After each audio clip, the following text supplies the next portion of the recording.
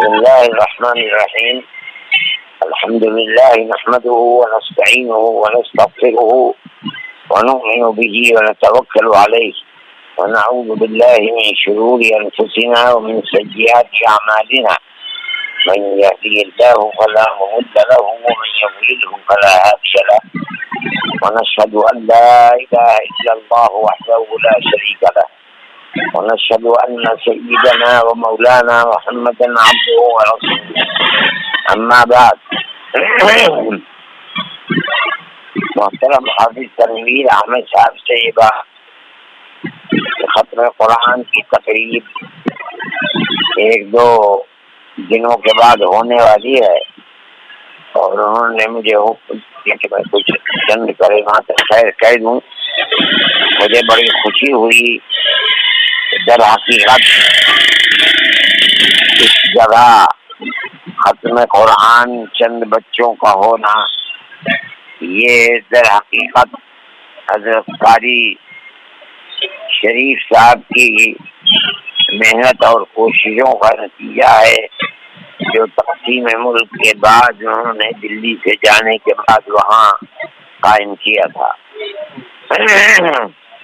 میں ابتدا میں جب تک حضرت مولانا عزیر گل صاحب رحمۃ اللہ علیہ صبح سرحد میں زندہ رہے جایا کرتا تھا، اور بارہا میں قاری صاحب کے ساتھ اس مدرسے کے اندر گیا ہوں، رہا ہوں۔ مجھے بڑی خوشی کی بات ہے کہ یہ سلسلہ ابھی تک قائم ہے، اور خدا اس سلسلے کو قائم و دائم رکھے، اور اس کا ثواب برابر قاری صاحب کو پہنچتا رہے، اور جو حضرات اس وقت قاری صاحب کی سنت کو قائم کیے ہوئے ہیں ان کے لیے بھی ذخیرہ آخرت میں ترقی درجات کا بنتا رہے۔ قرآن شریف بہت بڑی نعمت ہے۔ دنیا کے اور لوگوں کے پاس بھی کتابیں ہیں، جو قرآن کی کتابیں ہیں، یہود و نصارہ کے پاس بھی ہیں۔ قرآن میں اللہ نے فرمایا وَآتَيْنَا دَاوُودَ زَبُورًا، دوسری جگہ فرمایا صحف ابراہیم و موسیٰ۔ یہ سب کتابیں ہیں، لیکن کسی کتاب سے اس امت کی وابستگی، تلاوت کی، حفظ قرآن کی جیسی قرآن کے ساتھ ہے، کسی امت کی اپنی کتاب کے ساتھ یہ وابستگی اور تعلق نہیں ہے۔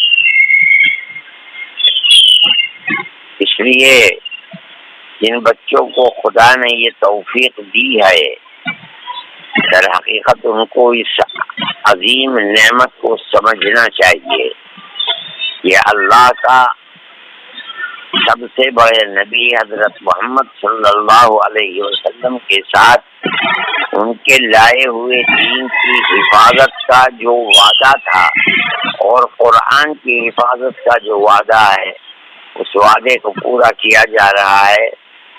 دنیا کے اندر لوگوں کے اندر شوق ہے، اور وہ اسی شوق کی بنیاد پر اپنے بچوں کو حفظ قرآن کی دولت سے مالا مال کرنا چاہتے ہیں، اور یہ صورت ساری دنیا کے اندر قائم و دائم ہے۔ ہر سال ساری دنیا کے اندر لاکھوں افراد حافظ قرآن ہوتے ہیں، اور اس طرح اپنے دین کی حفاظت کرتے ہیں۔ حفظ قرآن کا اصل مقصد صرف حفظ کرنے کے اوپر ختم نہیں ہو جاتا، بلکہ حدیث کے اندر نبی کریم علیہ السلام نے عامل علی القرآن کے کلمات فرمائے ہیں۔ اس کا مطلب یہ ہے کہ اصل مقصد یہ ہے کہ قرآن نے جن چیزوں کا حکم دیا ہے، حافظ قرآن ان کو اپنی زندگی کے اندر اتارے، اور جن چیزوں سے قرآن نے منع کیا ہے، حافظ قرآن اپنی زندگی کو ان سے پاک بنائے۔ اس لیے حفظ قرآن کرانے والوں کے اوپر یہ بھی ایک بہت بڑی ذمہ داری ہے کہ وہ حافظ قرآن کو برابر اس کی تنبیہ کرتے رہیں اور بتاتے رہیں کہ حفظ قرآن کی تلاوت ہوتی رہے، اور اگر وہ عالم دین ہے تو اس کو خود جانتے ہوئے اس پر عمل کرتے رہنا چاہیے، اور اگر وہ عالم دین نہیں ہے تو علماء امت سے پوچھ کر کے قرآن جس چیز کا حکم دیتا ہے اس کو اپنی زندگی کے اندر اتارنا چاہیے۔ یہی در حقیقت اس کا پورا اور مکمل فائدہ ہے۔ میرے لیے اس میں بڑی مسرت اور خوشی کی چیز ہے کہ الحمدللہ مدرسہ آباد ہے، قاضی صاحب کا بنایا ہوا، اور ان کی اولاد قاضی صاحب کی اس چیز کو جس کو انہوں نے تقسیم ملک کے بعد وہاں قائم کیا تھا اس کی حفاظت کر رہی ہے۔ مجھے بڑی خوشی ہے کہ ان طلباء نے قرآن کو حفظ کیا ہے، اور مجھے خدا کی ذات سے توقع ہے کہ یہ ان طلباء کے لیے بھی آخرت میں ترقی اور جنت کے اعلیٰ درجات کو حاصل کرنے کے لیے ایک بہترین ذریعہ ثابت ہوگی۔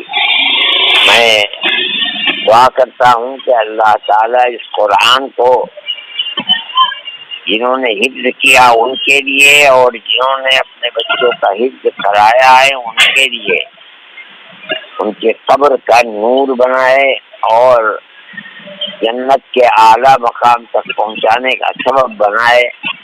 اور جو حضرات مدرسے کے لیے دامے درمے سکھانے جس طرح سے بھی کام کر رہے ہیں اور اس کو آگے بڑھا رہے ہیں، قاضی صاحب کی سنت کو زندہ کیے ہوئے ہیں، اللہ ان سب کو اپنے کرم اور فضل سے نوازتا رہے، اور قاضی صاحب رحمت اللہ علیہ کے درجات کو بلند فرمائے، اور ان کی اولاد کی بھی اللہ نگہبانی فرمائے، اور سب کے اوپر اپنی رحمت کا سایہ رکھے۔ وآخر دعوانا الحمدللہ رب العالمین۔